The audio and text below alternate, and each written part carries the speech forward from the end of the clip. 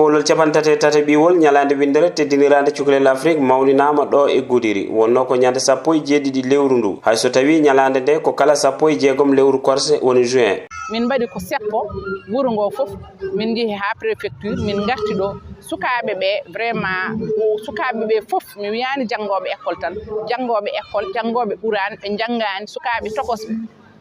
kamɓe fof eɓe gari goto fof holli ko kañum jeeyi journée o kañum tambi journée o saabu goto e mabɓe fof waɗi ɗo mbawko mum. Titonde subade hikka nde ko jojjande suka e karalle kese kanko madame won omo arta e sababu cuɓogol nden titonde. Utilisation internet o joni koko ɓeydi e monde o fof koko ɓeydi e Afrique eɓe jii kadi sukaɓe joni ene utilise no feewi internet o ɗum tagi noon eɓe mbi yeɓe mbaɗ oɗo thème belma sukaɓe ɓe mbaw so waɗede sensibilisé kani ɗum ɗo ko waylo waylo garɗa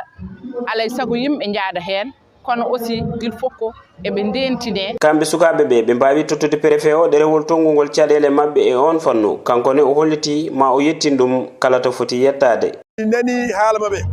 enen mbaɗa ko wiire tan ñagade jinnaɓe surtout banggue liggeyaji sukaɓe yonti janggude ko yo janggu wona yo liggo liggeyaji muusi ene waɗa escanté manam ene bonna ni e ɓandu cuulel ngel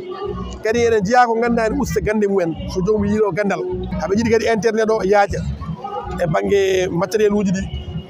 ha ganduɗa sa wonɓe Dakar no keɓirta internet gonɗo e département e Gudiiri ko wawi wondude ko Dakar foof to jomum heeɓa connexion ɗum kadi ɓe goyrima ɗum e nder mémorandum koɓe kalmi mémorandum ko ɗum so Allah jaaɓi komin mbaɗen ko foti waɗede min jettin to foti yettiyade. Ciftinen ñalaande winndere teddiniraande cukalel Afrik fuɗɗi koto leydi Afrique du Sud gila hitande 1976